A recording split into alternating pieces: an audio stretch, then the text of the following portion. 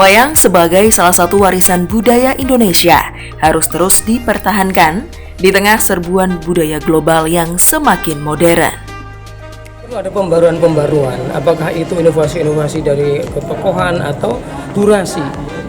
Sekarang kalau kita sadari bahwa anak kita ini untuk kemampuan kita untuk menonton fokus selama durasi yang lama itu kan sekarang semakin berkurang.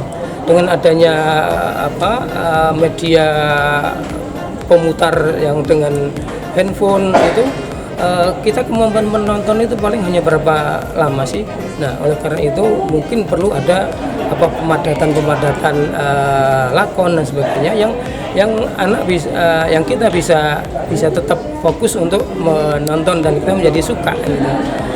Karena kalau kita nonton wayang sawi pagi itu yang saya amati itu hanya komunitas-komunitas pecinta wayang saja.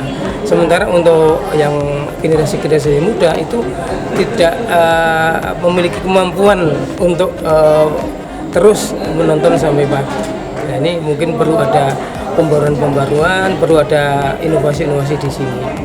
Tentunya juga ada beberapa wayang yang sudah menampilkan kekinian, misalkan ada wayang tafib, yaitu sudah mengkolaborasikan dengan teknologi. Saya kira ini juga perlu menjadi bisa menjadi contoh lah, bagaimana kita mengkolaborasikan antara kesenian tradisional dengan teknologi sehingga tetap menarik di mata anak-anak milenial kita.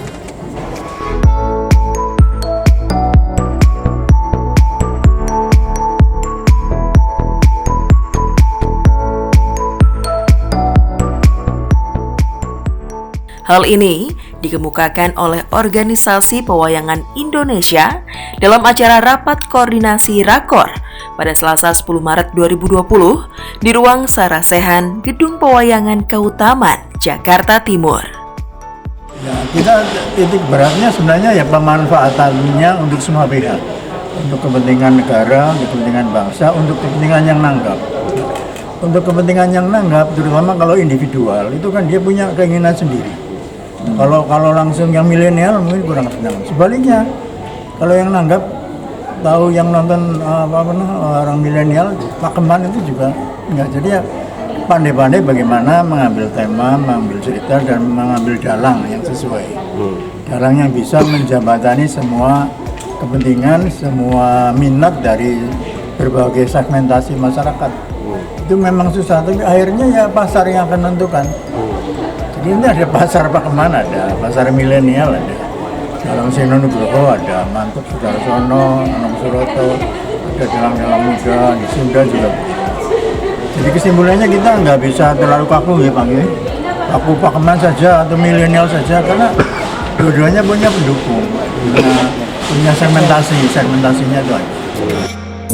Pada kesempatan tersebut juga diadakan soft launching buku berjudul Blencong Wayang Dalam Hidup Zaman Now. Karya dalang yang juga seorang pengamat seni wayang, Romo Yesudarko Prawiroyudo.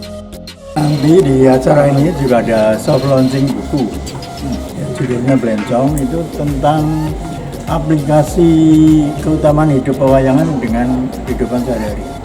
Bidang sosial budaya, politik ada.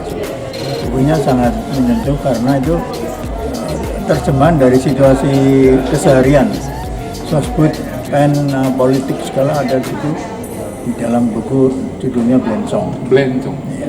Blencong itu lampu yang untuk pewayangan itu. Nanti dia 2/3 acara ini. Silakan mengikuti aja. Nah, ini buku ini sengaja dikasih nama Blencong. Blencong itu adalah alat penerangan di dalam pergelaran wayang kulit. Dengan harapan buku ini memberikan pencerahan kepada masyarakat, khususnya generasi muda. Itu, terima kasih. Saya sebagai penerbit mendedikasikan buku Blencong ini untuk Senawangi pada umumnya, untuk generasi wayang milenial, sebagai jawaban atas tantangan apa sih yang dilakukan oleh Senawangi supaya wayang ini bisa diterima oleh generasi sekarang. Jadi inilah jawabannya. Ini bisa diaplikasikan oleh peristiwa ekonomi, sosial, budaya, politik, semuanya ada dalam cerita buku Blencong ini.